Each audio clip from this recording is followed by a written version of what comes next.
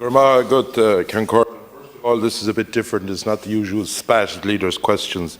I want to first of all thank Deputy Naughton and Deputy Corran. We are here as Roscommon Galway TDs joined together, and above all, we are here united with the people of Lough Fuinchina in County Roscommon. Taoiseach, you are aware of the situation in County Roscommon with Lough Fuinchina, where the water is getting higher and higher. There are people at night when they go to bed listening to the pumps or the on, 92-year-olds, 87-year-olds. But unfortunately, the other night a pump stopped, and within half an hour one of them was left in an island of water coming around them. In the last few days, the snake has kept creeping, and the village of Corraboy is now under threat. Either this evening, and in fairness I want to commend the council, they are doing as much as they can, either this evening or tomorrow, we are going to see the road closed from Corraboy heading to Atleague. We are also seeing more houses today having to be surrounded with sandbags, trying to prevent water from going in their doors. It has been acknowledged by the national parks, and I know the minister is here, that this designated turlough is dying. It is dying because there's excess water within it. Both deputies and indeed the senators, and I want to mention Senator Murphy and Senator Dolan, this isn't about me, and the councillors.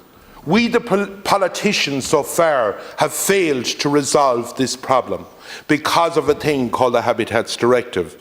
And in fairness to Minister O'Donovan, he was fully committed, and I welcome Kieran O'Donnell coming down tomorrow, and the best of luck to you. But with the best will in the world, this ain't going to cut it.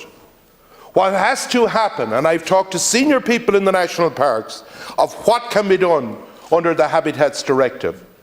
And an emergency order can be signed, and this will take you, our new Taoiseach, and Minister Ryan, to bring it to Cabinet. There's an emergency order, and listen to my wording because I've been told what can be done legally, can be issued by a government for a temporary measure to get the water moving that will work until a permanent solution is found. That has the backing of the national parks.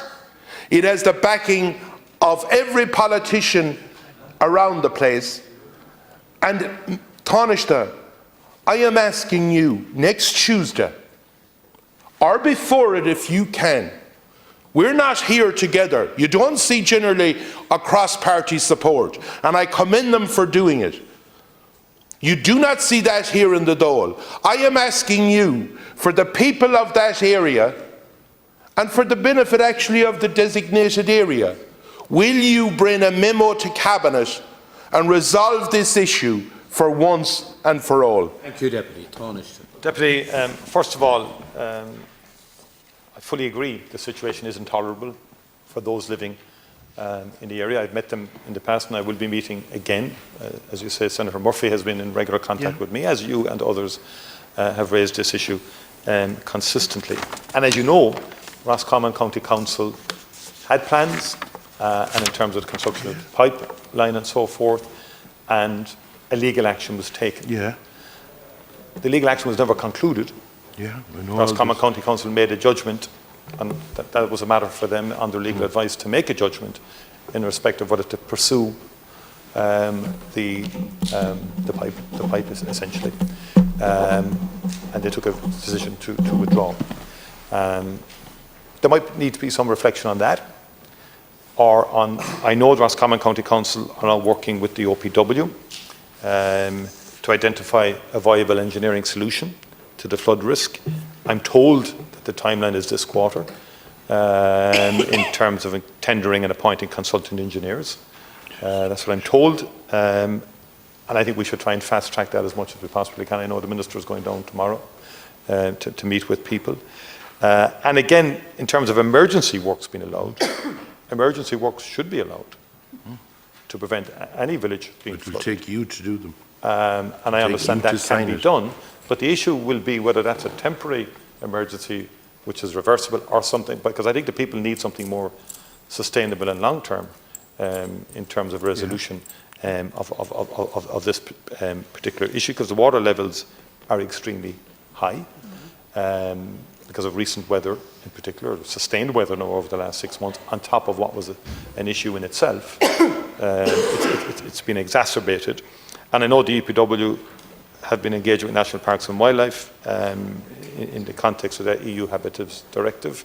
And I wasn't privy to any discussions you may have had with people from the Commission, but remember Roscommon County Council were in front of the court. I think it was Friends of the Earth or whatever. No, Friends of, apologies, no it wasn't. It was Friends of the Environment, I think. Sorry? Friends of the Earth, who initiated the legal action. It was on the, commentary during the court and so on that the council took its decision. So what I'm trying to say is we can get advice from officials here, there and everywhere, but when you're in the kitchen, the heat of the kitchen or the heat of the courtroom, and there's a sense it might not be going in your direction, people take actions. So I think whatever we do, we have to be cognizant of, yes, what can we legally do, but I would argue anywhere that the protection of people's lives and their homes should trump any other consideration. That would be my view, and I would be prepared to go into court and fight that. And whether we can, and I'll talk to the Minister for Environment, whether we can give support to Roscommon County Council to make sure it has a robust position in terms of advancing. Now, this may happen, you see, in the context of new engineering solution, because that could also face legal action. Yeah, Tánaiste, thanks for your reply, but the facts are, we don't have next winter, we don't have next autumn. This is now.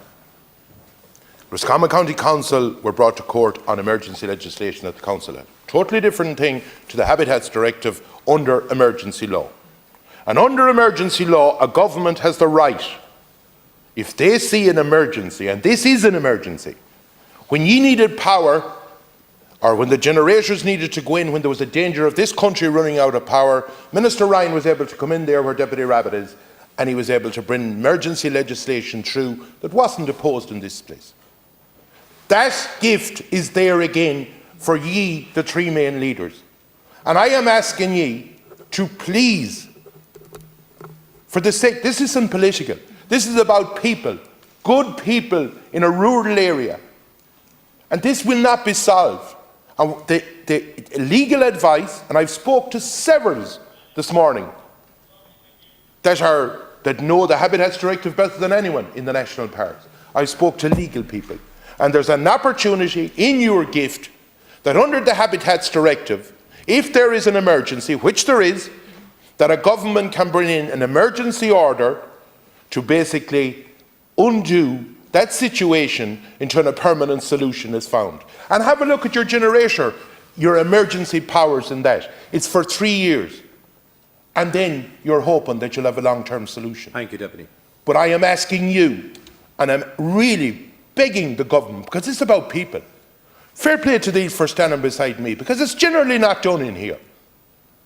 I am asking you, with Taoiseach Harris and with Minister Ryan, please, next Tuesday, do it. Because I'll tell you what's going to happen. I'm going to give it straight to you.